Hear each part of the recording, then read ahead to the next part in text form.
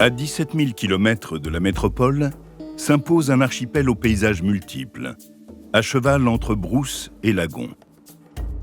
Le Caillou, comme on surnomme affectueusement la Nouvelle-Calédonie, souligne son importante richesse minérale.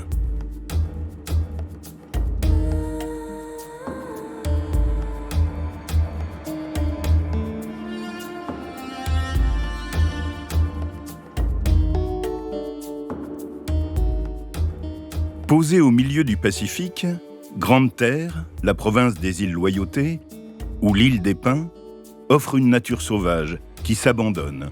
Cela pourrait ressembler au paradis sur Terre. Mais la Nouvelle-Calédonie offre bien d'autres visages plus complexes. Société pluriethnique, Kanaks, Métis, Polynésiens, Asiatiques et Européens se mélangent peu. Beaucoup de choses les séparent. L'histoire, la culture, les traditions et le mode de vie aussi. On parle beaucoup ici de vivre ensemble, mais ne serait-ce pas plutôt vivre côte à côte? La Grande-Terre se divise en deux. La côte ouest, aux grands espaces de pâturage bordés par la deuxième plus grande barrière de corail au monde, et la côte est, à la végétation luxuriante balayée par les alizés.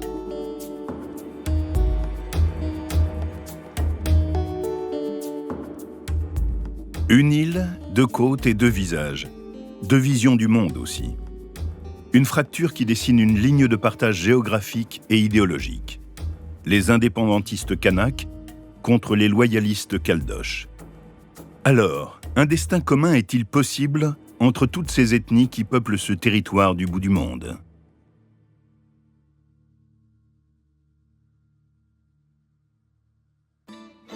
C'est en empruntant la RT1, l'unique route de Nouvelle-Calédonie, que nous entamons notre tour de la Grande-Terre par la côte ouest, la côte dite blanche. Depuis plus de 30 ans, cette collectivité d'outre-mer est marquée par de vives tensions. Un long processus de décolonisation est en route, qui aboutira peut-être d'ici peu à la naissance d'une nouvelle nation arc-en-ciel, deux couleurs et un seul peuple. L'occasion de sonder l'île et aussi peut-être de révéler ces deux univers qui cohabitent.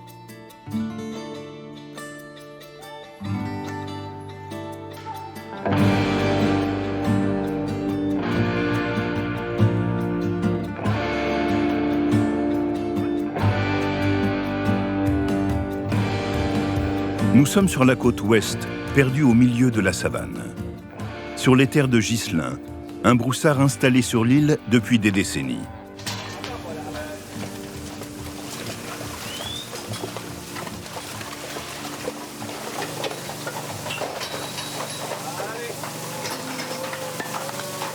Allez, allez, allez, allez, allez, allez.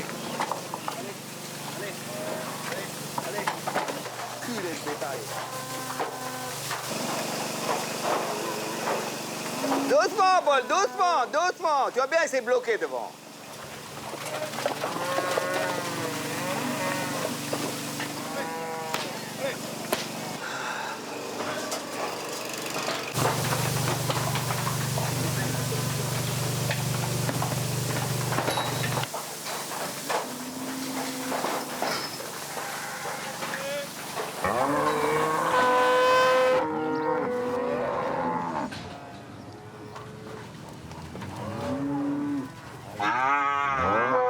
Mes cowboys sont pas là. Heureusement qu'il y a des amis qui sont venus aujourd'hui. Ils vont faire ça. Tech, Tech, tu te mets à la porte là. Tu te mets au milieu des deux portes là. Et toutes les vaches qui ne concernent pas, tu les mets là-bas avec la jument là. Et puis après les veaux, tu les pâtes là. Ok, ça va. Il y a combien? Allez, on va prendre ça avec le... Viens, viens, viens.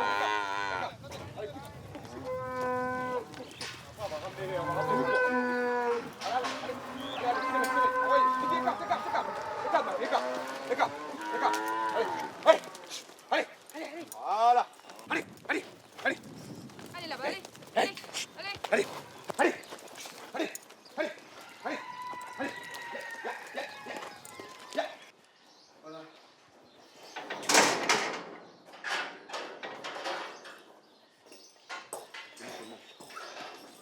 Allez, là. Allez. Main à gauche. Alors, c'est quoi? 7142 mal. C'est ça. Bouge pas, bouge pas. Bouge pas. Allez, c'est bon. Tu connais tout le monde? Qui c'est qui va inventer? Ah, c'est lui qui va inventer. Donc, ça, c'est la fille à Tech. Moi, je voudrais qu'on trouve un consensus, qu'on ne va pas au référendum. Surtout pas. Pour nous, les gens de la côte est, on est morts. On est morts. De toute façon, ils vont perdre, ça c'est plus que sûr. Et ça va être la rébellion. Déjà là, c'est la rébellion en ratio, sans qu'il y ait encore le référendum. Là. Ils font ce qu'ils veulent. Sur la côte est, là, c'est l'anarchie, hein, c'est Kanaki. Hein. Tu arrives ici, tu dis, mais putain, mais pourquoi là-haut on vit comme ça, puis ici, si tu ne marches pas dans le droit chemin, les forces de l'ordre, ils te coupent la tête. Hein. Et puis alors qu'à Thio, c'est l'anarchie totale qui est. Et les tribus de la mer, t'as rien. Tu n'entends pas parler parce Il y a encore l'autorité coutumière. Voilà, c'est deux clans différents. Le système différent. Voilà, deux systèmes. Il ne faut pas aller au référendum parce qu'il y aura des gagnants et des perdants. Mais on sait c'est qui les perdants. Mais nous qui sommes à la côte est, le peu d'Européens qu'on est. Mais lui peut en parler. Hein. Lui, il a subi. Et nous, on est toujours encore là-haut. Mais demain, moi, je dis, on va déraper, nous. Hein.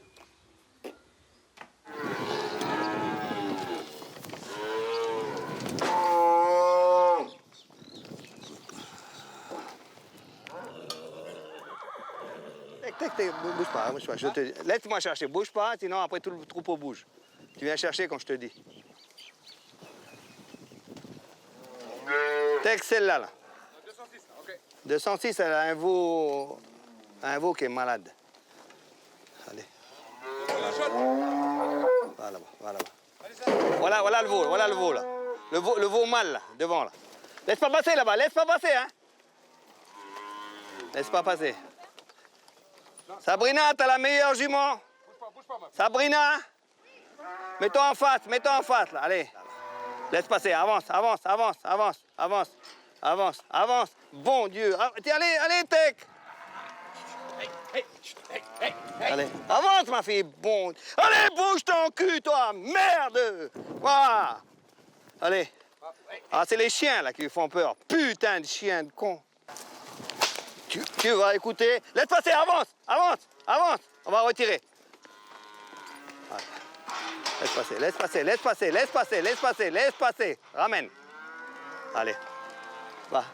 Allez, va, Anthony, va. Ghislain est petit-fils de bagnard. C'est à la fin du XIXe siècle que la France installe un établissement pénitentiaire sur cette nouvelle colonie. Beaucoup d'anciens déportés s'installent sur l'île. Ils formeront, avec les autres colons, la communauté caldoche. Spoliés de leurs terres par ces nouveaux pionniers, les autochtones Kanaks se rebelleront. Près de 2 siècles plus tard, les conflits perdurent.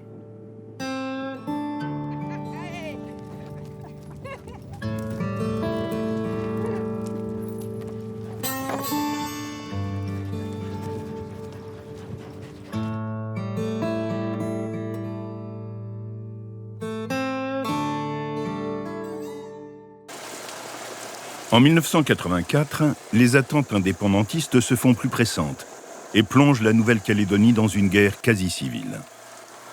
Ghislain a vécu et subi au plus près ces événements. Contraint d'abandonner son exploitation située à Thio, sur la côte est, il a dû tout reconstruire ici, sur les terres peu hospitalières de Moindou.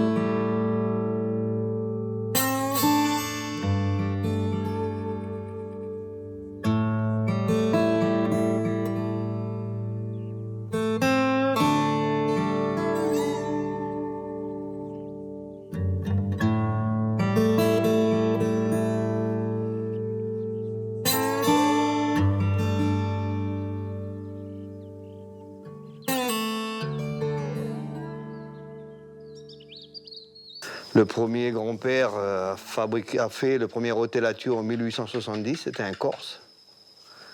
Et puis on l'a démonté 100 ans après. Et puis ça a été dommage de partir de Thio par des obligations politiques. Mais mon cœur est toujours à Thio. Ah, j'ai redémarré à zéro, pas à zéro, parce que j'avais déjà la technique, j'avais déjà le courage, j'avais la santé aussi à l'époque, l'âge, la santé. Donc en 85, je suis arrivé ici. Mais c'était que de la brousse.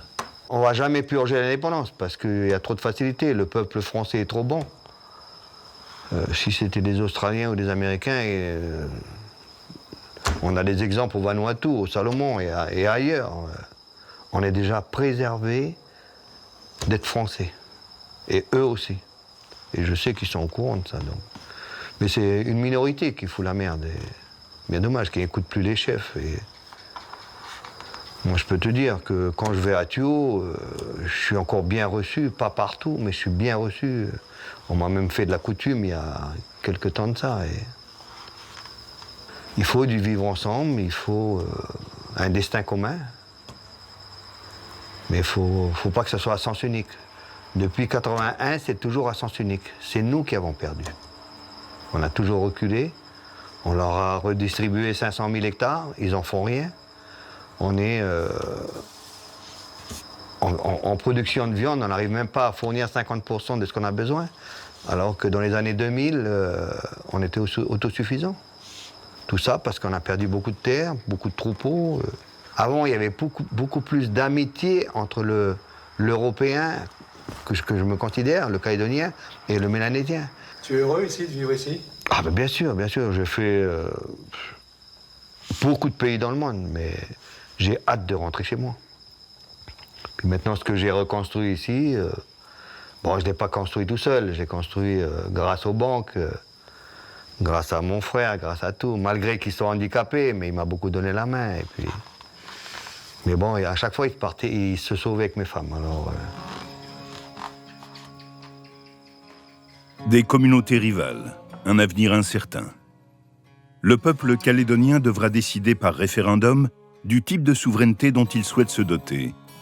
Mais le destin commun semble encore hypothétique.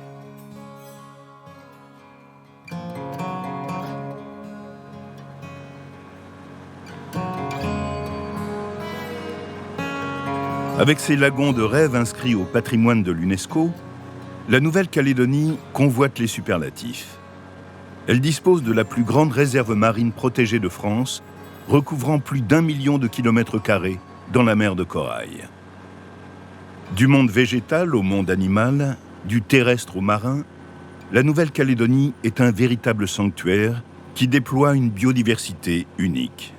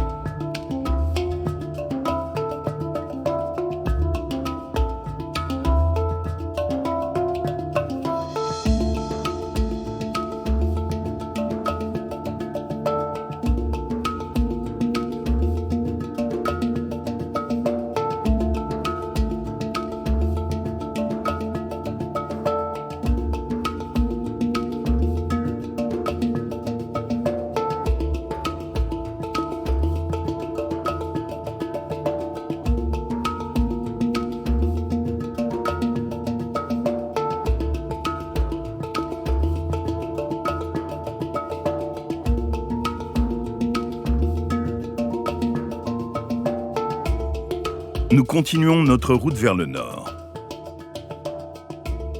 C'est là que s'est installé Boualem, un déraciné d'un autre monde qui a trouvé sa place ici.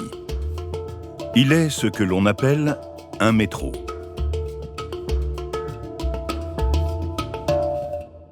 Je suis vraiment tombé amoureux de ce pays. Donc, j'ai décidé de quitter mon travail en Europe pour venir m'installer avec ma compagne et de recommencer une nouvelle vie, parce que c'est une terre de pionniers. Et je suis vraiment ravi d'avoir participé dès le début à la construction des premières centrales photovoltaïques, donc celle de Point-Boud, qui ressemble donc au fameux cœur de veau. Cette centrale photovoltaïque qui fait 2 MW, produit 3000 MWh par an. Et en gros, ça correspond à 2400 habitants en consommation annuelle. Au quotidien, nous, on vit avec toutes les ethnies de ce pays et j'aime beaucoup cette notion de destin commun et qu'on le vit vraiment au quotidien. Je pense que la première question qui me vient à l'esprit, c'est surtout l'indépendance énergétique. C'est ce à quoi je me suis efforcé à travailler depuis plus de 10 ans et à former notamment on s'est fait fort de former des jeunes Mélanésiens de toutes les tribus, dans le nord principalement, pour qu'ils apprennent un nouveau métier, notamment proche, j'ai envie de dire, de la culture, en respectant la nature. J'ai envie de dire que moi, je n'ai pas très peur de l'indépendance. Très honnêtement, je ne suis pas très inquiet. À l'évidence, le taux d'ensoleillement exceptionnel ainsi que les alizés sont une chance à ne pas laisser passer pour les Calédoniens. Une partie de l'île vit à l'heure d'aujourd'hui, dans les problématiques de notre monde contemporain. Énergie renouvelable, circuits courts, mise en valeur des ressources naturelles locales.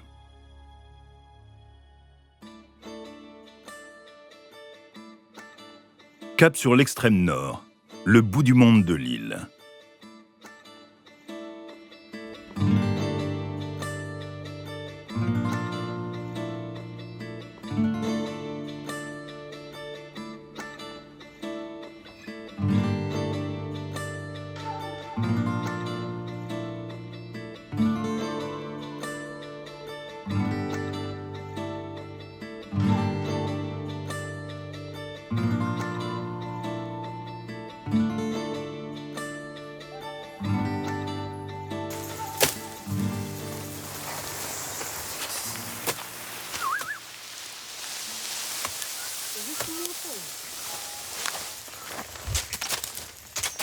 Dans ces grands espaces, le niaouli pousse librement à l'état sauvage.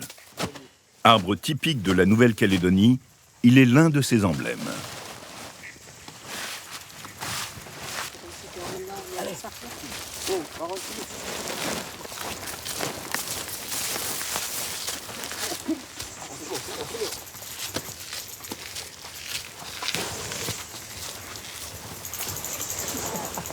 Alors il a combien de sacs là, lui? Il a 12 en bas et plus 7 là. Ça fait 12 et 7, ça fait 19, hein? Oui.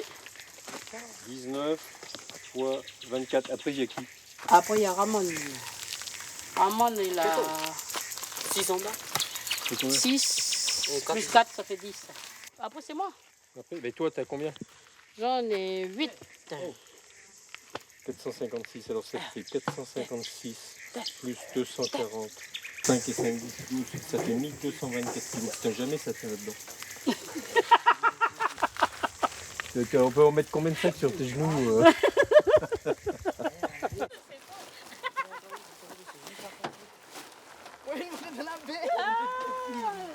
Sur tous les sacs ils vont rentrer. Ah ils vont rentrer. Le niaouli est l'un des plus puissants antiviraux naturels connus à ce jour. Son huile essentielle, à l'odeur forte et doucement camphrée, est obtenue à partir des feuilles fraîchement coupées.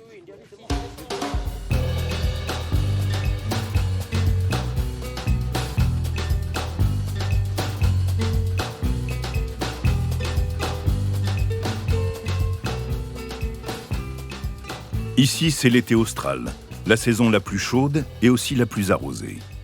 Le taux d'humidité dans l'air est à son maximum et les orages éclatent fréquemment sans vraiment prévenir.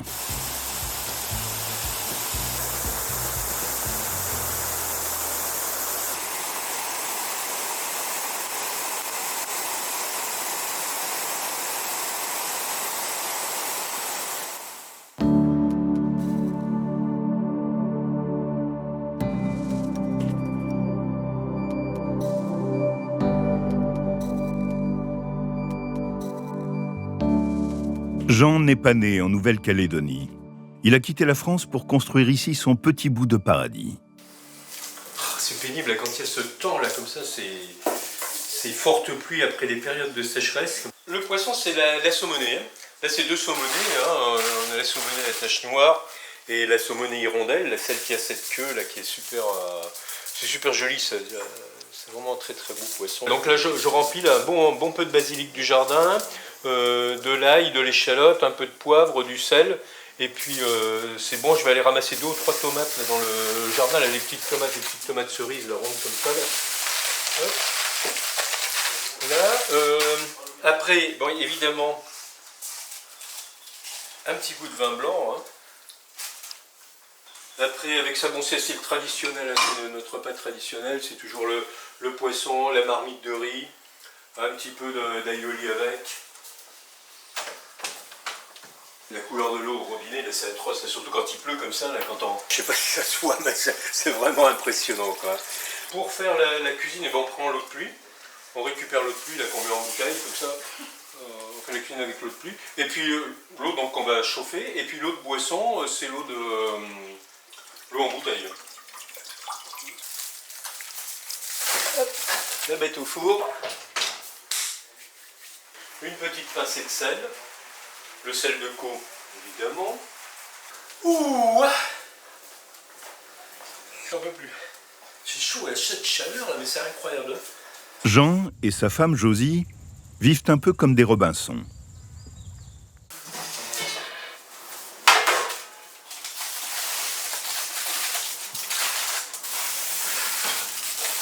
Alors, on a certains poissons, par exemple, comme le picot, qui sont très intéressants parce que la peau du picot, si tu la manges, un peu criée comme ça, elle fait rêver. Tu fais des rêves qui sont assez sympas. C'est la peau du picot. Alors ils sont en train de chercher. Là, il y a le CNRS là, qui se penche sur ce problème là, pour essayer de savoir quel serait le principe actif qui ferait que la peau fait rêver. Donc, hop, là voilà.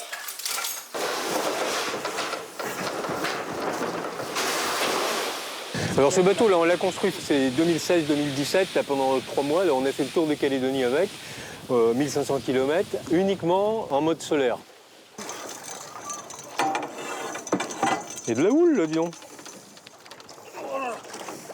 Bon, on l'avait couvert, on avait 2 très gros panneaux là, photovoltaïques au-dessus, et puis d'autres petits panneaux là comme ça qui étaient là, et 2 moteurs électriques à l'arrière. On l'a construit uniquement avec des matériaux de récupération. Hein. Et je pense que ce serait bien de développer ce mode de propulsion de bateau là, sur la Calédonie, parce que bon, on est très bon taux d'ensoleillement là au niveau du lagon. On ferait des bornes de recharge de batterie, un petit peu comme la voiture, hein, le même principe que la voiture électrique, quoi. L'important de la Calédonie aussi, je pense, c'est qu'il ne faut pas qu'il y ait d'ingérence de pays extérieurs. Bon, parce que la Calédonie, c'est quand même un gros bloc de minerais. Hein. Il y a du nickel, il y a du cobalt, il y a du manganèse. Par exemple, le petit village à côté, il y a eu 13 minerais différents d'exploiter au village de Ouigoa. Et donc la Calédonie, c'est quand même des valeurs riches. L'éolien et le solaire, pour moi, c'est l'avenir de l'indépendance énergétique en énergie de la Nouvelle-Calédonie, quoi. Ça va passer par là. Je pense qu'il faudrait voir beaucoup plus d'installations solaires qui soient faites, surtout maintenant où les coûts ont quand même bien diminué. Il y a une maîtrise très importante. L'inconvénient de la Calédonie, c'est que c'est une très grande île. Hein, c'est une île qui est plus grande que toutes les autres îles françaises réunies. Et le moindre petit déplacement, moi je veux faire mes courses, je vais aller chercher du pain, c'est 160 km pour aller chercher du pain, donc il vaut mieux éviter, quand on va faire ses courses, d'oublier quelque chose, quoi. On a créé une petite exploitation avec quelquefois 10 personnes, donc on a déjà du travail sur place. Jean a les marais salants et puis il y a la distillerie, donc après tout est transformé sur place.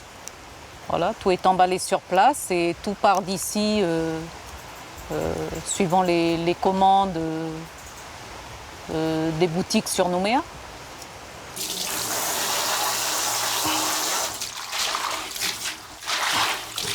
Voilà, toujours avant de de remettre en place la marmite. C'est toujours un nettoyage à faire. Normalement, quand tu retires les feuilles de la marmite, on nettoie toujours.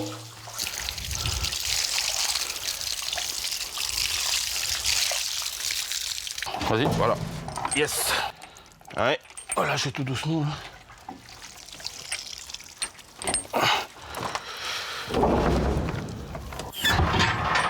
Ça, c'est ce qu'on va faire, on va mettre l'eau dedans. Là. Donc on va essayer de mettre à peu près 200 ou 300 litres d'eau. Là déjà, comme ça, tu le sens déjà. Hein, là, tu sens que ça... C'est vraiment de la qualité, ça. Parce que comme tu vas le distiller pendant, disons, 9 heures, 10 heures de distillation, donc ça va prendre toute la journée. Allez, on noie.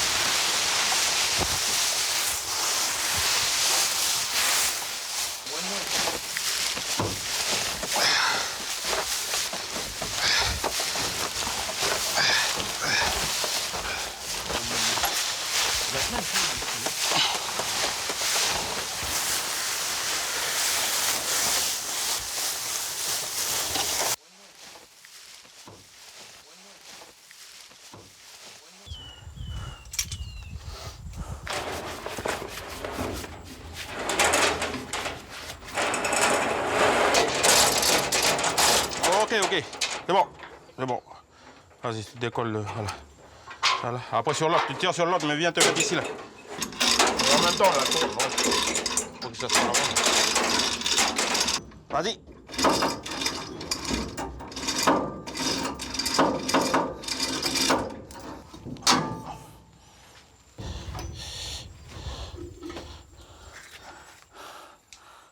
On a notre jardin, jardin entièrement bio, c'est-à-dire je ne vais pas mettre un sol, je ne vais pas acheter 100 grammes d'engrais, hein, je ne mets absolument rien dedans, c'est la terre végétale. Bon, il y a les chevaux sauvages de temps en temps qui passent, qui me laissent un petit peu d'engrais naturel.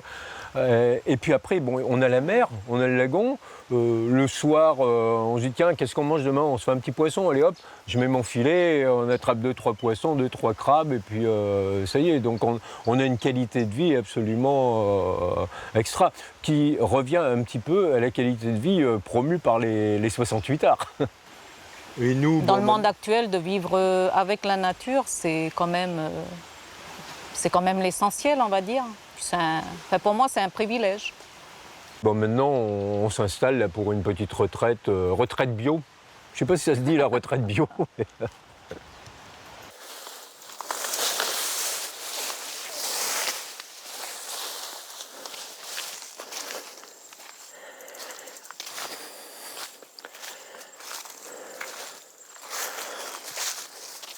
Quand on est là avec Josie, là, tous les deux, avec mon épouse, là, on vit 100% pratiquement autonome.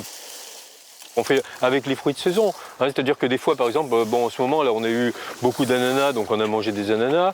Après, on va rentrer dans la saison des goyaves, on va manger des goyaves. Des papayes, on en a à peu près toute l'année, quoi. Donc on vit comme ça, tranquille. On les voit pas quand on arrive comme ça, puis après, quand tu cherches un peu, là.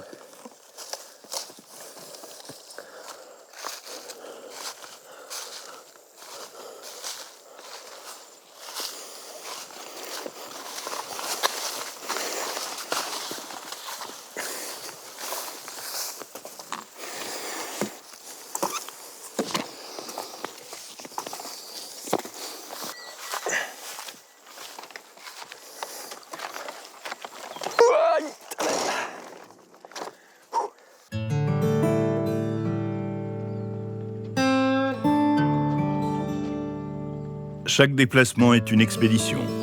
La première ville est à 50 km et Nouméa à plus de 500.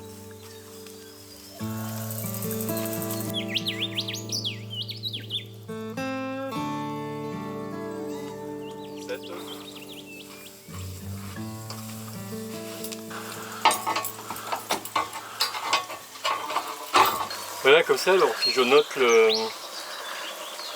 la date, 18-01-18, je signe le H1 numéro 2, hop, la boum.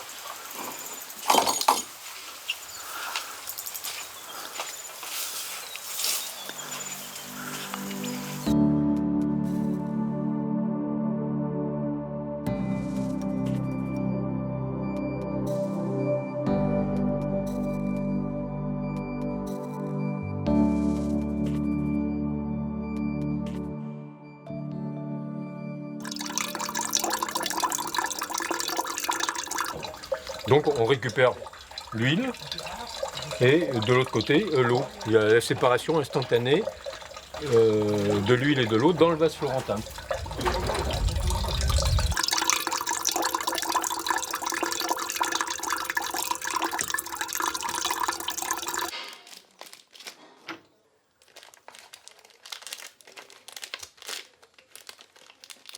Jean distribue ses huiles de niaouli et d'eucalyptus dans les boutiques bio de la capitale. Quant au sel, c'est l'affaire de Josie.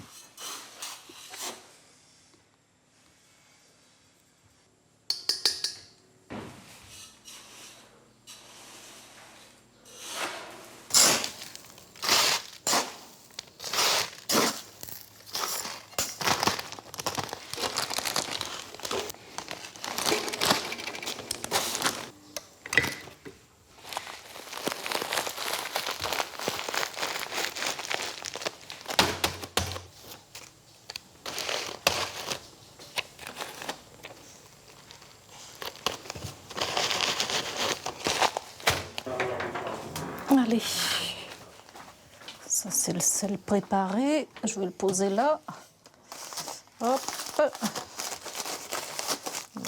j'ai déjà une première partie.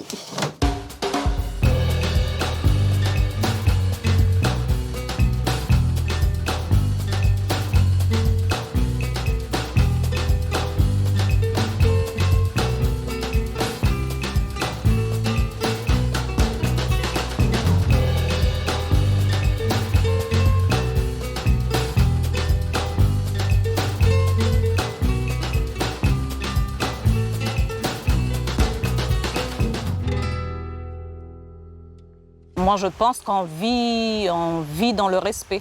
Mais Ouais. on nous demande de faire un choix, c'est vis-à-vis, c'est politique, on va dire. Ouais, il y a des moments où je le sens pas très très bien, quoi. Hein. Disons que j'ai l'impression que les gens, désolé, il faut que l'autre me respecte. Hein. Ouais. Moi, si je respecte pas l'autre, c'est pas grave, mais il faut que l'autre me respecte. L'important, c'est que tout le monde arrive à se mettre d'accord pour qu'il y ait, même s'il y a une indépendance, pas d'indépendance.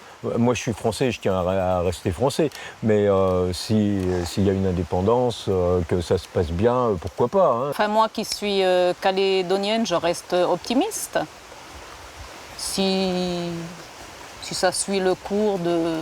Enfin, je trouve pas qu'on ait un problème d'ambiance, mais je reste optimiste de ce côté-là. Ça n'a pas été facile de quitter Josie et Jean tant leur mode de vie est séduisant. Ils ont réussi là l'aboutissement de toute une vie en quasi parfait accord avec la nature. Ils portent en eux l'espoir de tout un peuple qui aspire à vivre en paix.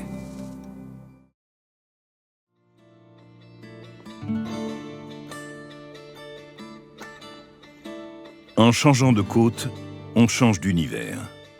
Je découvre un monde fermé qui se coupe de l'extérieur pour préserver son identité culturelle. Nous basculons de la côte ouest pour arriver sur la côte au vent, ou côte est, un autre monde, une autre façon de vivre.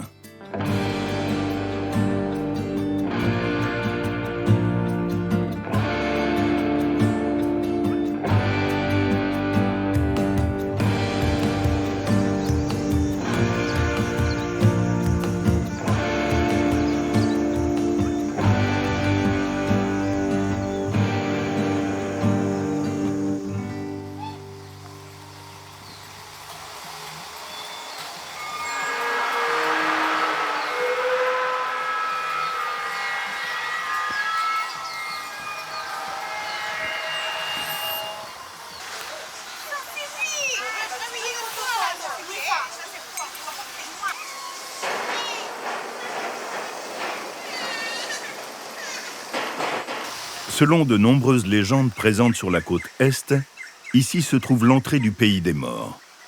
Nous nous dirigeons vers Tiandanit, le fief du clan Chibaou, le vieux, comme l'appellent les gens ici. Jean-Marie Chibaou, leader charismatique du mouvement indépendantiste kanak des années 80, est incontestablement une figure emblématique de l'histoire contemporaine de la Nouvelle-Calédonie.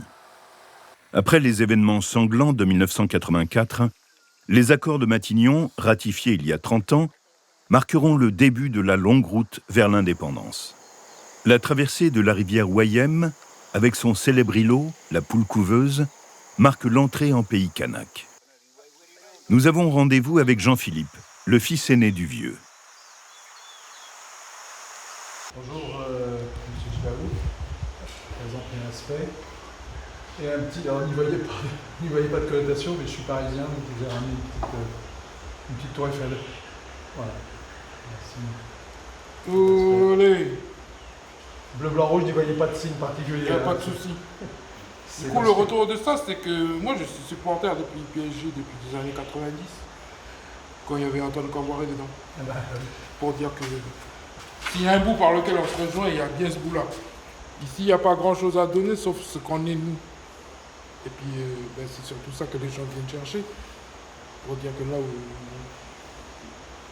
je dis, vous vous permettez de faire le geste, je dis là-haut, enfin, pour tous les gens de Yengen, le mot pour dire maison, mais c'est le nom de chez moi.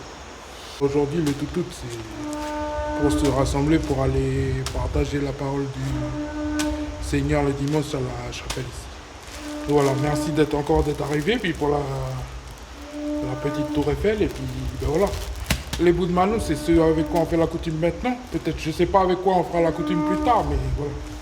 Merci encore de partager cette manière-là de vivre. Parce qu'au final, vous le faites ici, vous. Nous, il n'y a aucun endroit dans le monde où c'est interdit. Et puis, ben, si on va à New York, si on va à Paris, si on va en Malaisie, n'importe où, nous, on va le faire comme ça. Parce que c'est comme ça qu'on a appris chez nous. C'est pas parce qu'on a envie de faire mieux que les autres ou quoi, ou qu'est-ce. Voilà, c'est ce qui va faire qu'on nous reconnaît, nous, par rapport à tous les autres gens du monde. Nous, on fait comme ça. Oui. Le geste coutumier est un signe de respect et d'attention, et l'on se doit de faire un cadeau symbolique. Et la coutume, c'est un système social. Et donc à la tribu, ben voilà, entre guillemets, on fonctionne ensemble, comme dans n'importe quelle société. Et puis comme dans n'importe quelle société, c'est bien quand on est nombreux, parce que c'est comme ça que le système il est riche, mais le système il est riche parce que les gens sont précieux les uns pour les autres. On va dire après, c'est ce pourquoi les gens aussi se sont levés. Parce que ils se sont aperçus qu'on essayait de tuer quelque chose, leur identité. Oui, voilà, leur identité. Et puis du coup, c'est ce pourquoi les gens ils se sont levés. Avec des revendications d'abord, on va dire, très générales, et puis au final, aller au bout, en développant le discours, ça va jusqu'à la revendication d'autonomie et puis d'indépendance. Jean-Marie Chibaou sera assassiné le 4 mai 1989 par des extrémistes kanaks opposés aux accords. L'humanisme qui animait Jean-Marie Chibaou continue de rayonner encore aujourd'hui.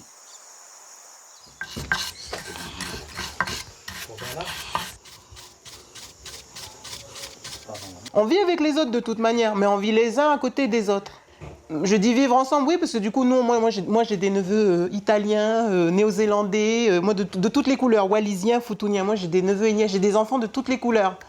Mais pour moi, c'est pas ça le destin commun. Pour moi, c'est de dire, destin commun, c'est notre destin, c'est que notre pays soit souverain. C'est ça notre destin, à nous tous, Kanak ou pas Kanak.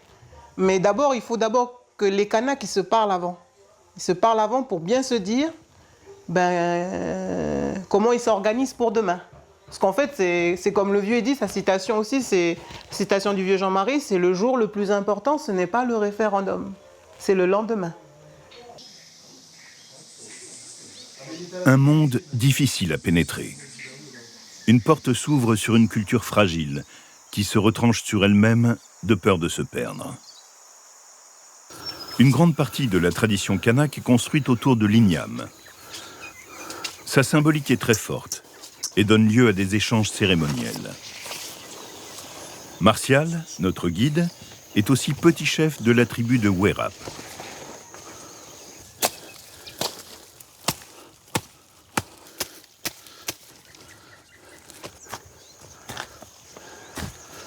Là, j'ai un champ de taro qui est là.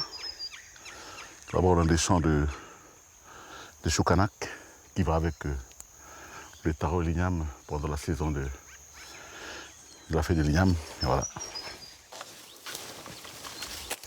Parce que l'igname, pour nous, c'est sacré. Chaque personne, chaque kanak, chaque clan, ils ont toujours 2 ou 3 champs d'igname.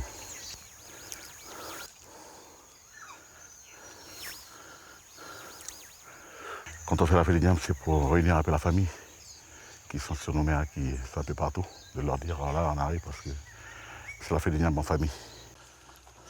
On n'a jamais vu des sécheresses comme l'année dernière. Alors en 2017, c'était trop. Et malgré on était à côté des montagnes, mais on a eu aussi la grande sécheresse aussi. On a eu des moments un peu durs aussi, en nouvelle plantation. Mais maintenant, on a remarqué avec la pluie que nous a donnée l'an 2018, et puis ça nous donne aussi l'envie et la force aussi de retravailler la terre.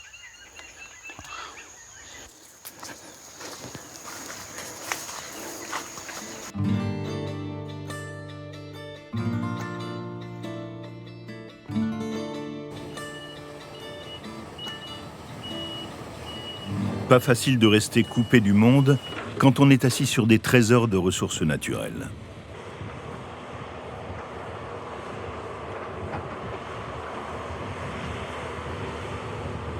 Dans les mines de Cap-Bocage, les Kanaks sont aux manœuvres. Cependant, ils ne souhaiteront pas s'exprimer devant notre caméra.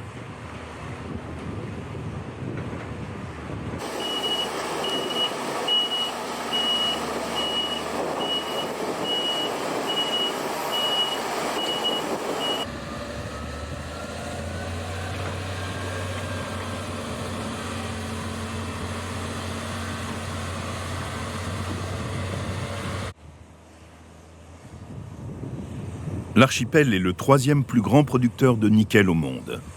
Les sols sont aussi saturés de fer, de manganèse et de chrome.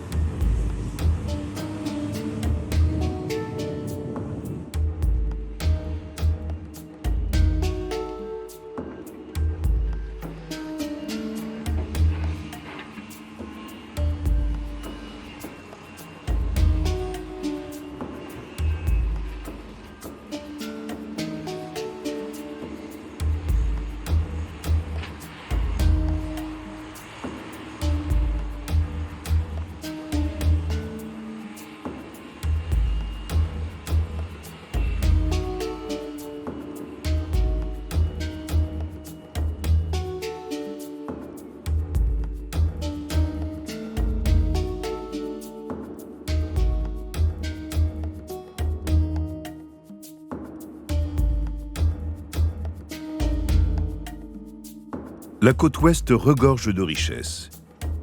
Et depuis 1998, les indépendantistes qui contrôlent la province nord tirent pleinement profit de l'exploitation des mines de nickel. Elle fut aussi la première à se doter d'un code de l'environnement. Mon travail consiste à m'assurer que l'exploitation minière respecte les règles et les normes environnementales qui sont appliquées sur le territoire. Donc là où on se situe, on va avoir plusieurs phases en fait liées à notre travail. Donc en arrière-plan tout au fond, on peut voir une ancienne carrière. Et donc c'est un site qui a été exploité.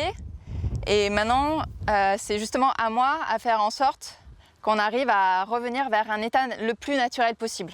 Nos mines, elles sont chargées d'un passif minier fort. Donc c'est là où l'environnement prend le dessus et les techniques de terrassement, de plantation vont venir nous permettre de remettre en état le site. Pour arriver à nos fins, il faut qu'on ait à disposition des études et des plantes issues du massif. C'est pour ça que sur tous nos sites, on a sanctuarisé des zones qu'on appelle des mises en défense, qui sont des zones avec une flore et une faune assez remarquables. La Calédonie, c'est quand même un hotspot de biodiversité. Et c'est à nous, en tant que mineurs, on vient toucher cette biodiversité. Donc c'est à nous de faire ce qu'il faut pour assurer une continuité de cette biodiversité.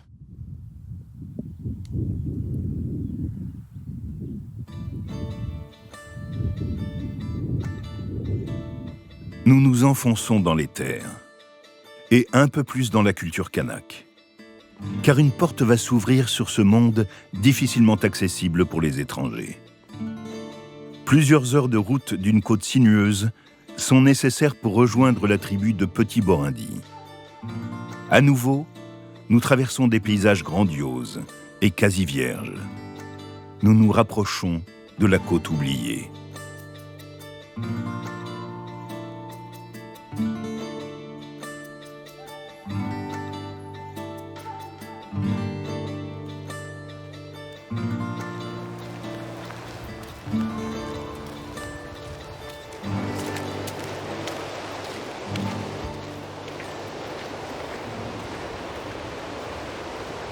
C'est Armelle, la fille de Mamie Georgette, qui nous accompagne sur la tombe de sa sœur Anita.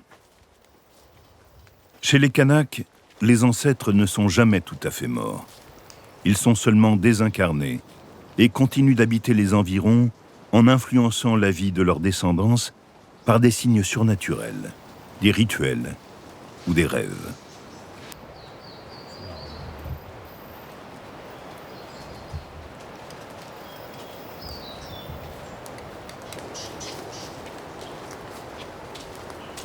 Tu vois, la banane pango, elle est trop mûre. Elle est trop cuite. Et là, je vais rajouter les breads. Elles vont cuire à l'étouffée.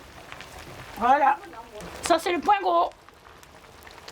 En dessous, on a la patate douce. Voilà. Et plus en dessous, c'est le manioc. Et quand on a décortiqué le poulet, les os, on l'a mis ici pour donner du goût. Aujourd'hui, on a commandé la marmite mélanésienne avec la marmite européenne. Ben, on fait marier les deux. C'est à cause de l'évolution, c'est à cause qu'il faut avancer. Et voilà, Anita, elle est devant là-bas, avec ses fleurs, on a tout gardé. Celle que vous avez été visiter au cimetière, elle est là. Je suis toujours en contact avec elle dans la poilière. Cette mamie, elle aime bien faire sa poilière. Et j'ai essayé d'arranger ça pour elle, ce petit coin-là. Avec les fleurs, avec les bois morts. Elle aimait ça. Ça, c'est son petit univers. J'essaie de l'embellir chaque jour. Vous savez que les esprits de Nala, ils sont toujours là, continuellement là. Si papa il est parti, il est derrière toi. Il t'accompagne dans tes voyages. Son esprit, il est toujours là. Ici, vous verrez son persil, là, elle, Anita. Voilà. Tout ça, c'était elle. Elle aimait bien les plantes, tout. Ça, c'est elle qui ramenait de je ne sais où. Ça, c'est un gaillard. Voilà ma petite arbre à tisane. Elle est toute vilaine parce que voilà, on l'a tellement cassée, fait bouillir et tout. Elle est un peu chétive. Celui-là aussi, c'est une plante. Cette plante-là, c'est, on va dire, c'est le tiare en ce moment. S'il y a des fleurs, elles sont très bonnes. Chez nous, le mélanésien, on va le râper et on va le boire avec l'eau de mer. Si tu es constipé un mois, une semaine, avec ça. Tu bois ce matin, toute la journée, tu te mets à Mano et tu te mets au bord de mer. Ça, c'est une variété de manioc. Cela, c'en est une. On va dire qu'à chaque lune, on va essayer de planter des maniocs. Parce que pourquoi la lune? Parce que le manioc, il donne en dessous. Alors vous regardez où vous mettez les pieds, mes enfants. Hein? Pas trop marcher dans mes maniocs. Ça, ce sont des haricots. Ceux-là, là, qui grimpent là, qui grimpent partout, là. ce sont des haricots. Et cette liane qui est là, c'est une liane comestible, qu'on peut manger. C'est ça, comestible, c'est ça le mot. Vous savez, quand la femme elle a accouché, elle donne le sein à bébé. Et pour accompagner le sein, il y a toujours des plantes qui suivent aussi le sein. Parce que la femme mélanésienne, elle nourrit son bébé avec ses plantes et après elle a le sein. L'igname, ça c'est igname, des variétés. Le rouge, ça c'est le taro.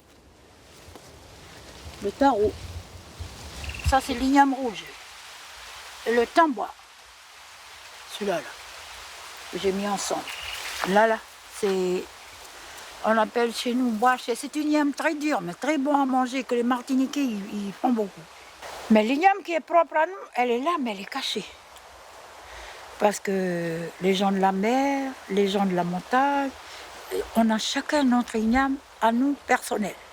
Chatoma, ça c'est l'igname qui est propre à nous, gens de la mer. Je crois beaucoup à ma médecine, comme je crois à mon Dieu qui est là-haut, comme je crois à mes plantes.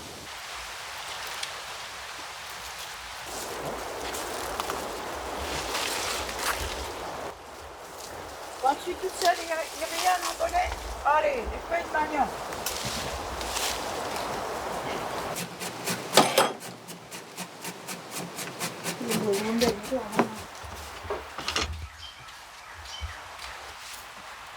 Alors le mamie, il est là. Alors il est cuit à point. Et là, je vais faire une petite marmite de riz. Parce qu'on a besoin du riz pour manger avec. Et là-dedans, tu as des carottes, tu as des choux, tu as des poireaux, du vermicelle chinois, des oignons, un peu de tout.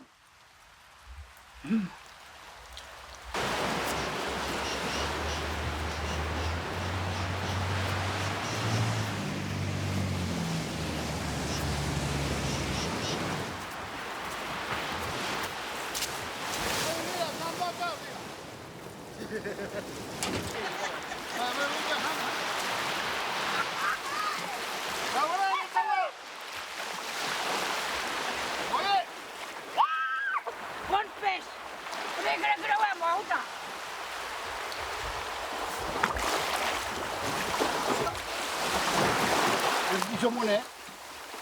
Voilà. C'est bon. Kilo.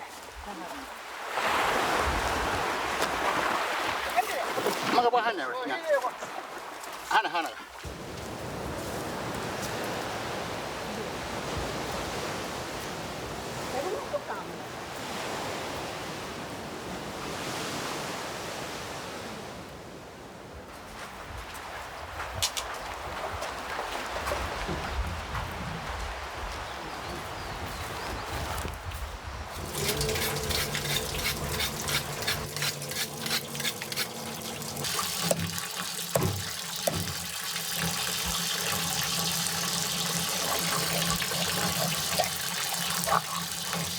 Un peu d'eau.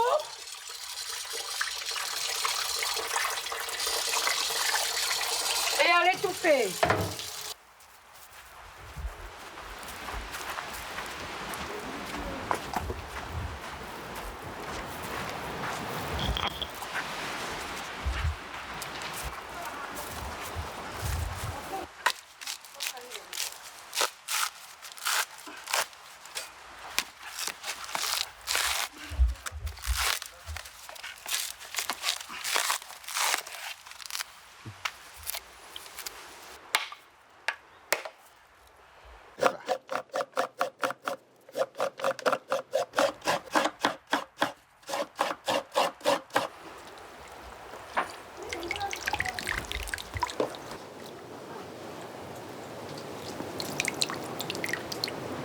Lu punya.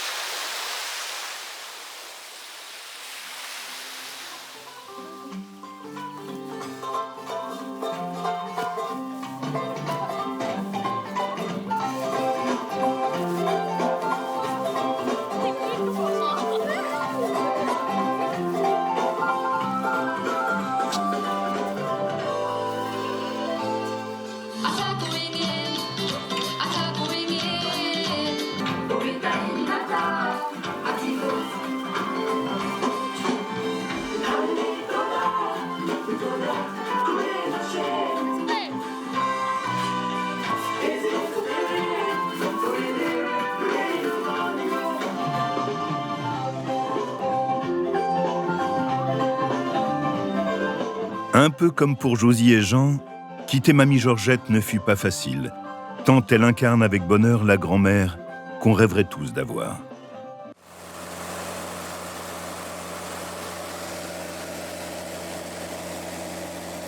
Nous nous envolons pour l'île de Lifou.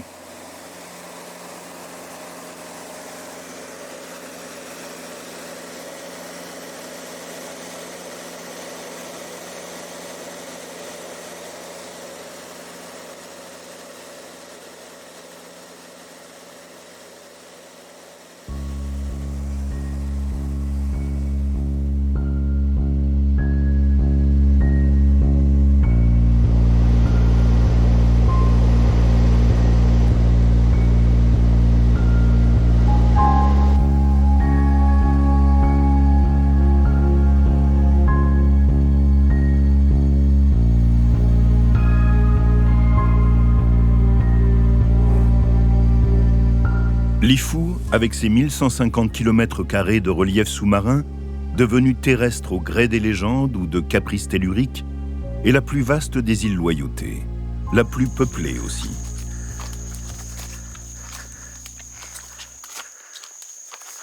Cachée en plein cœur de la forêt située en terre coutumière, nous découvrons avec Justine la grotte de Cagot, cachée sous d'impressionnantes concrétions calcaires.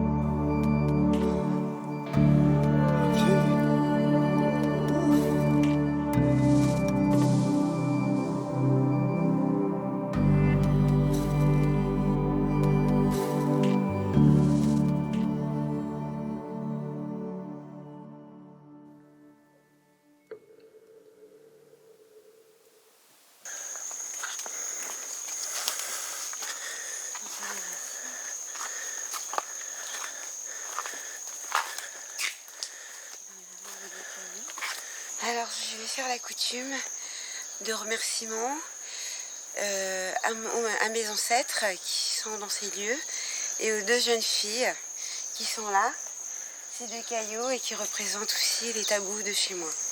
Donc, je vais leur remercier et fermer la porte pour leur dire Oleti à Tchakwach de nous avoir fait rentrer ici dans les lieux. Oleti Louisavine, Tutaini Kamea, Miloué Kamea. Oleti à Tchakwach. Le geste coutumier est une invitation à la parole, une parole solennelle. Signe d'humilité, cet échange est un remerciement pour la protection contre les forces obscures du lieu, ignorées de l'étranger qui y pénètre.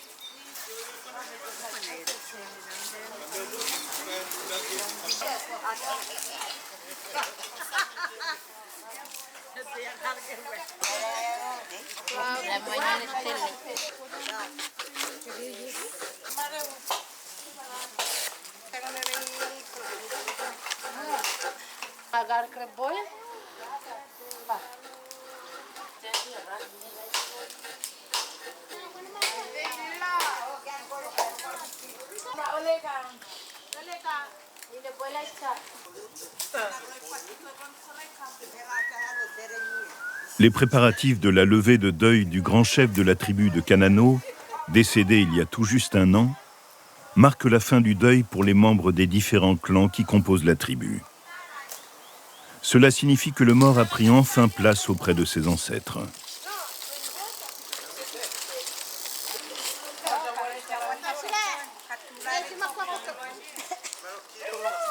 On nous laissera filmer. Cependant, nous ne serons pas conviés aux festivités, ne faisant partie d'aucune famille.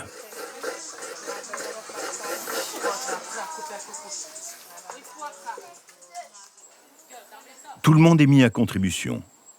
Les femmes, en fabriquant les paniers qui transporteront la nourriture. Les hommes, en s'affairant autour du four kanak.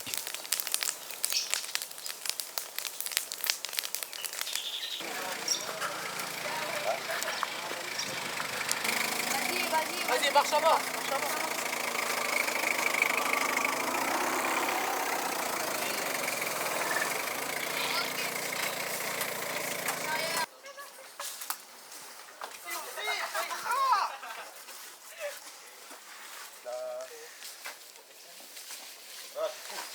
Faut pas trop pousser.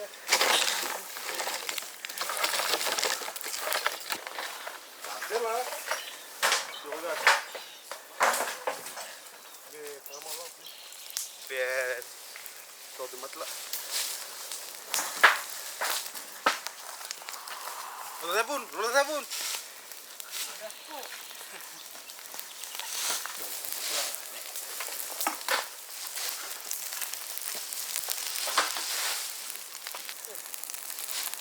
Belal. Carton.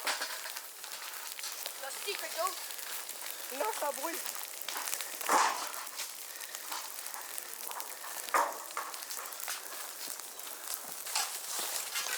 Ça se dit. Faut pouvoir plus la filmer. Hein?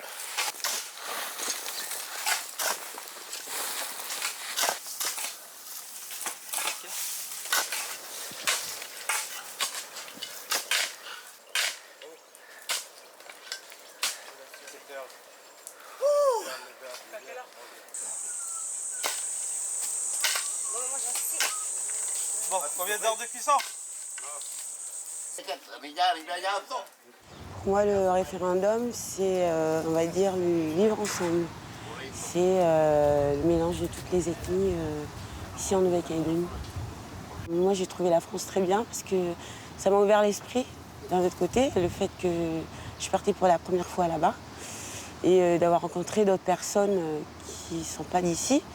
Et donc, il y a eu des belles échanges, des beaux échanges entre moi et cette ethnie à 22 000 km J'ai appris beaucoup de choses. Beaucoup ont été contents de savoir qu'une Mélanésienne était en France. Donc on me posait la question, mais tu es de la Nouvelle-Calédonie, c'est un beau pays. On y aimerait bien y aller et y vivre aussi là-bas, sous les cocotiers. Oui, je souhaite que la France reste toujours avec nous.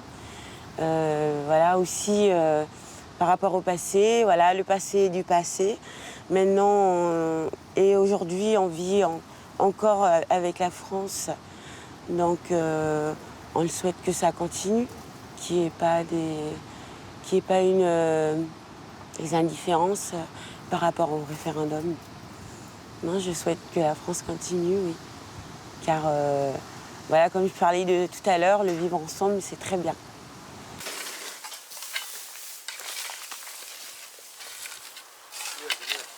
Voilà, comment ça sentir bon là. Ah ben c'est chaud bouillant hein. Pression.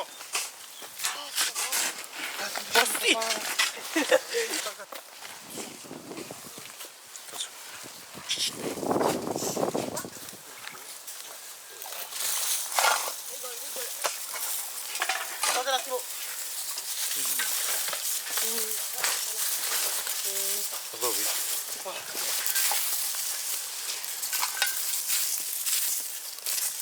Ça.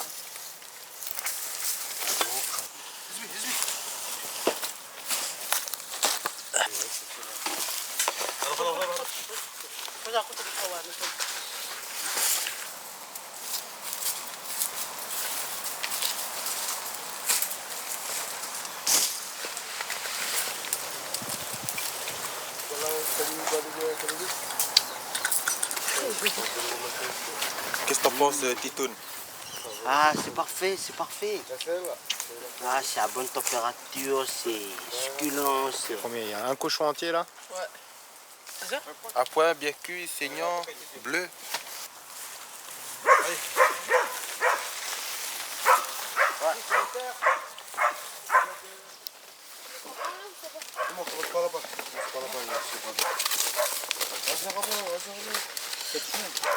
Ok. Oui.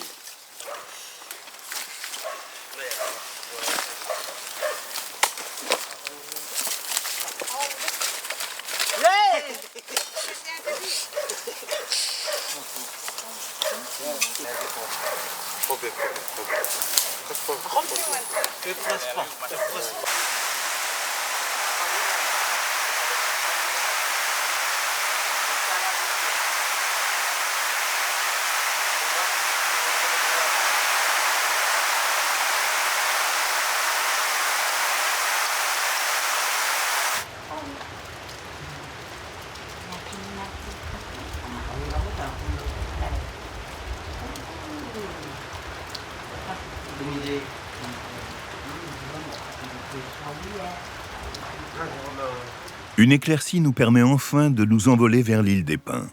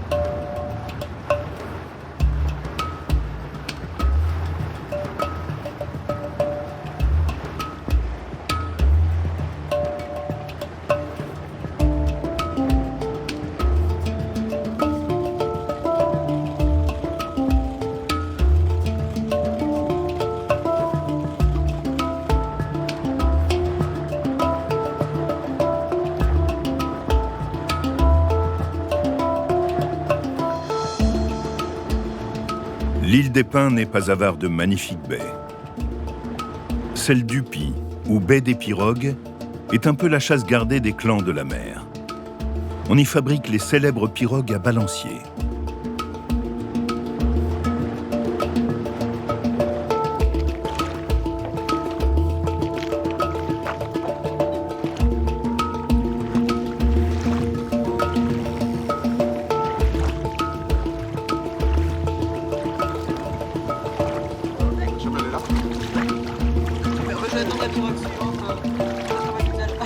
Merci. Allez, bonne journée à vous. Merci, au revoir. Bon week-end.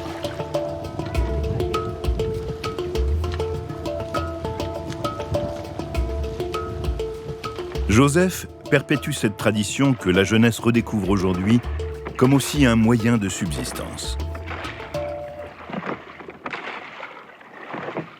Oui, je suis de l'île des Pins. Je vis tous les jours à l'île des Pins. D'après ce qu'on dit, les anciens sont des gris-gris, mais je ne sais pas le gris-gris pour faire sortir le soleil.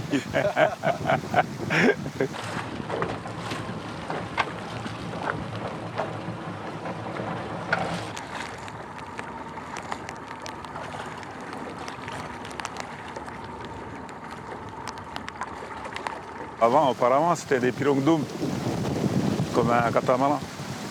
On l'a simplifié, on a mis le balancier. Parce qu'avant, du temps des anciens, il fallait avoir 10 équipages. Vous voyez, le capitaine avec 9 autres pour manœuvrer la grande pirogue.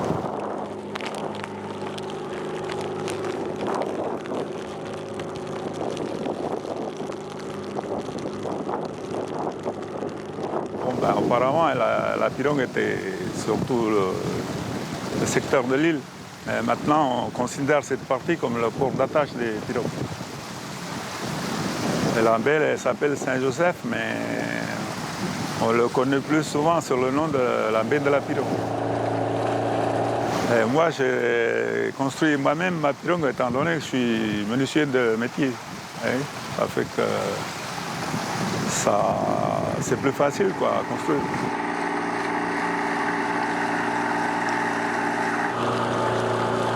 Et nous, on est les derniers qui peuvent dire qu'on fait partie des dernières racines, des ancêtres qui ont vécu là. Les pirogues sont fabriquées avec les deux essences qu'on utilise plus souvent, c'est le cohue et le sapin. Le sapin, on lui donne facilement une vingtaine d'années, comme c'est en bois tendre. Le cohue, il dure plus longtemps. La coque, on peut la garder, les enfants, les petits-enfants, ils verront la coque. On utilise le feu pour la pirogue si on fait un pain colonnaire, un sapin. On brûle pour traiter déjà une partie. Après avoir mis le feu, on laisse 15 jours dans la mer pour traiter, dans l'eau de mer. Après, on remonte et là, on commence à faire l'ossature. Cette pirogue-là, elle a été conçue uniquement pour la pêche traditionnelle, vous voyez. Après, c'est venu, le tourisme est venu après. Et maintenant, c'est un gagne-pain pour les enfants, les jeunes. Et, maintenant, les jeunes s'intéressent beaucoup à la pirogue. Chacun se construit sa pirogue. Il faut quand même laisser la flamme aux jeunes. Et ils viennent toujours me demander est-ce que tu peux faire une pirogue. J'essaie de leur donner le maximum que je peux.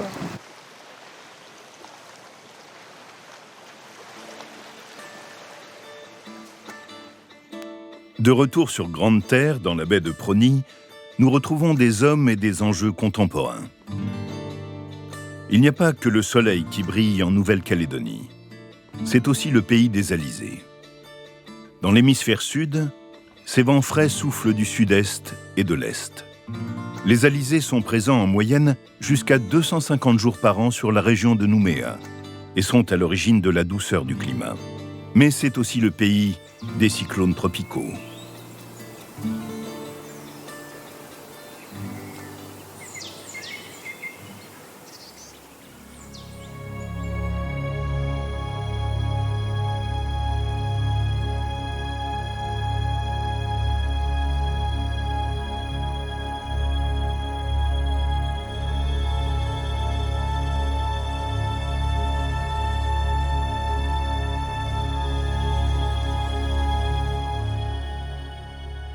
On est juste en haut de la baie de Prony, que vous pouvez voir au-dessus. Et donc ici, sur ces différentes crêtes qu'on a, on a la société Alizé, on est propriétaire d'éoliennes. Et on exploite tout ça depuis maintenant 7 ans. Voilà, donc on a d'abord eu un premier lot de machines. On en a 15 ici à Montmaux. On en a 20 de l'autre côté sur l'autre ligne de crête qui se trouve à P3. La particularité ici en Calédonie, c'est qu'on a des cyclones. Et donc on a dû monter pour ça des éoliennes qui pouvaient se rabattre en cas de cyclone. Donc c'est pour ça qu'on en a une de couchée derrière. Sur le sud de la Calédonie, on a à peu près 30 MW d'installations éoliennes sur nos différentes fermes, ce qui fait à peu près la moitié de la consommation du Mont d'Or, où on peut être à 20% de la consommation du Grand Nouméa. Ce qui est pour une journée d'Alizé, c'est très bon, quoi. On arrive à 20% d'énergie renouvelable, c'est quand même conséquent. Moi je suis métropolitain, donc je suis arrivé il y a une quinzaine d'années ici. J'étais dans la Marine nationale, j'étais mécanicien. Et je suis arrivé ici, je suis tombé amoureux du Pacifique.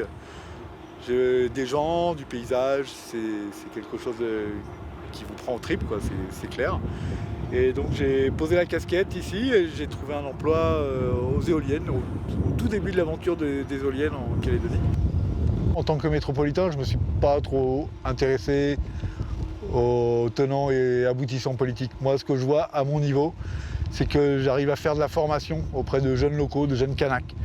Et des jeunes qui n'ont pas forcément eu un début de parcours facile, qui se sont retrouvés un peu embêtés et qui ont repris les études, qui ont trouvé des stages et qui sont arrivés donc vers moi et que j'ai pu former et qui maintenant sont autonomes. C'est des jeunes que j'ai eu stagiaires et maintenant c'est devenu des collègues de travail. Et ça c'est vraiment chouette, quoi.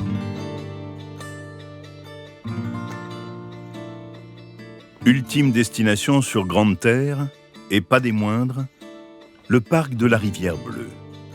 Comme pour nous faire regretter un peu plus notre retour. Proche maintenant.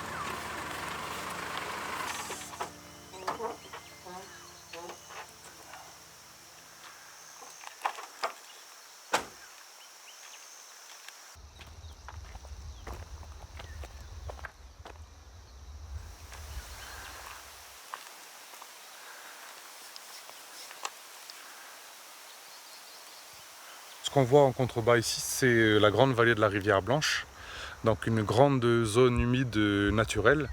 En fait, c'est un grand marécage et cette rivière alimente le lac de Yaté qui arrive jusqu'au barrage de Yaté. Les sentiers que l'on voit sur la ligne de crête de ce côté-là, c'est le sentier en fait qui passe par la côte oubliée, qui part de Borindy et qui passe par Ouiné, la Pourina et qui ressort ici à l'intérieur du parc au niveau de la forêt noyée. Il faut compter à peu près 3 jours de marche pour le faire.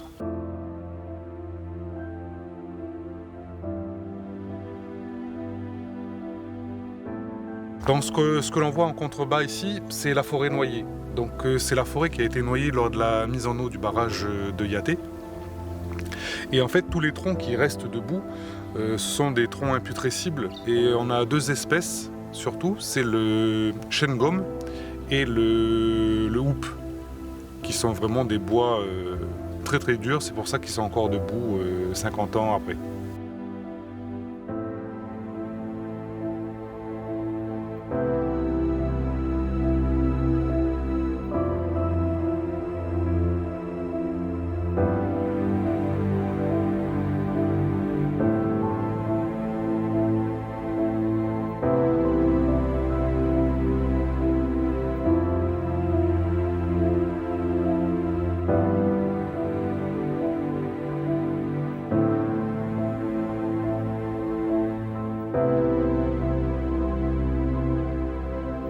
J'ai en tête des milliers d'images, de visages, d'odeurs extraordinaires.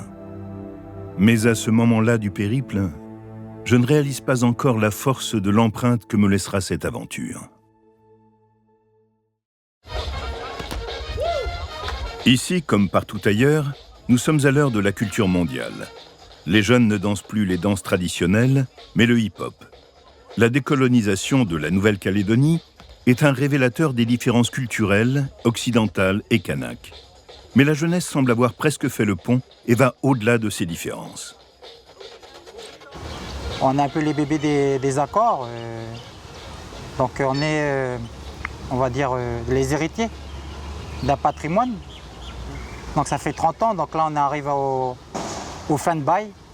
Là aujourd'hui il y a une nouvelle équipe à l'Elysée, donc des nouveaux locataires. Moi je partirai sur une interdépendance, mais surtout aussi une reconnaissance, comme tu disais tout à l'heure aussi Thibaut, c'est une reconnaissance, mais c'est aussi du sang versé, une recherche d'une liberté. Mais je pense que la liberté s'acquiert à travers la construction de notre identité, à la fois qui s'enrichit sur le combat indépendantiste et qui se caractérise aussi par le combat loyaliste. Et c'est ces deux notions-là que je me nourris, mais que j'avance peut-être avec cette nouvelle génération qu'on incarne et qu'on se nourrit des deux visions. Et moi je dis en avant. Moi à mon sens, l'indépendance du peuple kanak, elle peut s'acquérir, elle peut complètement se revendiquer sans que le pays, la Calédonie, soit indépendant. Ça pour moi c'est vraiment important dans la mesure où les Kanaks ont le droit à leur indépendance en tant que peuple, ça c'est indéniable. Il y a encore beaucoup de choses à faire pour maintenir le vivre ensemble dans la société. Et je me dis, en fait, 2018, c'est peut-être ça, c'est que maintenant on va se rendre compte que c'est bon, on a récupéré les compétences, mais maintenant il va falloir les mettre en place de plus en plus sur le terrain avec la population pour qu'il y ait vraiment un travail d'émancipation réelle et d'autonomie du pays. 2018, en fait, c'est un rendez-vous avec notre histoire, c'est surtout ça. Moi, pour moi, 2018, c'est la Nouvelle-Calédonie, c'est les Kanaks, c'est Kanaki. Et puis, à un moment donné, il faut qu'on écrive l'histoire. Moi, je suis formée, je suis du pays, je suis née ici, j'ai Bac+5. Qui ne vous dit pas que demain, je ne peux pas prendre la tête d'une institution. Les jeunes, ils sont prêts. On veut juste que demain, nos vieux nous donnent la chance.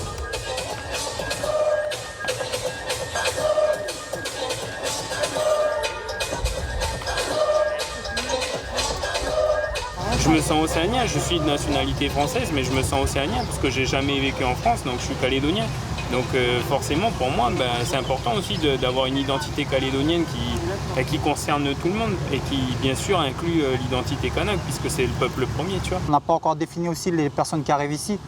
Qu'est-ce qu'ils peuvent apporter finalement au pays? Ils arrivent, tu as une compétence, mais est-ce que toi tu formes finalement des locaux? Et tu te dis, en fait, ce qui manque globalement, en gros, c'est le projet. Parce que si tout le monde s'implique dans un projet, tout le monde va s'intéresser à l'autre parce qu'on construit ensemble. Et toi, du coup, tu fais quoi là? Tu fais ça. Et toi, tu viens d'où là en fait? Et en fait, c'est là que tu avances, tu crées le vivre ensemble. Il se fait tout seul comme ça aussi. Écoutez-nous, écoutez ceux qui sont dans les quartiers, écoutez ceux qui sont dans les tribus. Arrêtez d'écouter, il n'y a pas de référent jeunesse ici, il n'y a pas de référent coutumier, il n'y a aucun référent. Je parlais de cette phrase-là, c'est parler d'homme à homme, comme il disait, représentation du monde à représentation du monde, mais surtout de cœur à cœur. Ça, c'est franchement la phrase, là on voit la dimension spirituelle du vieux, quoi. Puis nous, derrière, qu'est-ce qu'on peut léguer? Parce que toi, tu fais déjà aussi par rapport à tes actions, je trouve que voilà, demain, il va y avoir des arbres de l'autre côté, ça c'est... On va dire, c'est le vieux Thibaut, là. Oui, c'est le vieux là, oui, là, le frère là.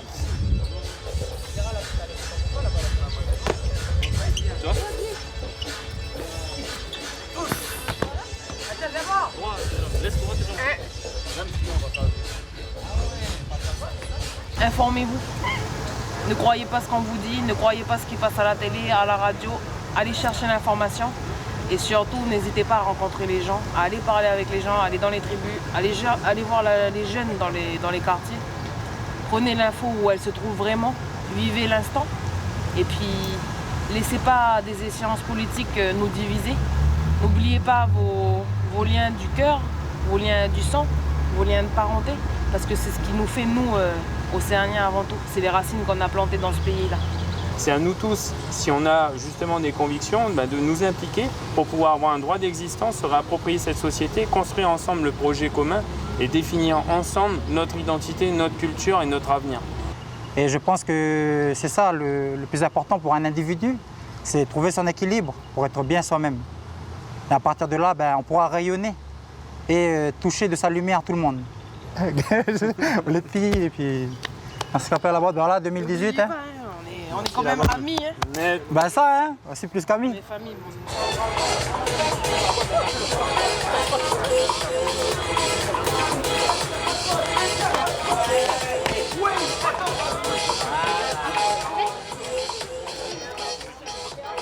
Comme toujours, ce sera une fois de retour en métropole que je réaliserai pleinement le voyage que nous avons fait dans ce bout du monde, où nous avons été reçus la plupart du temps à bras ouverts, chez les Kanaks comme chez les non-Kanaks. Et souhaitons-leur à tous, ceux qui vivent et travaillent en Nouvelle-Calédonie, que le vivre ensemble, déjà présent, devienne le symbole de ce très beau pays.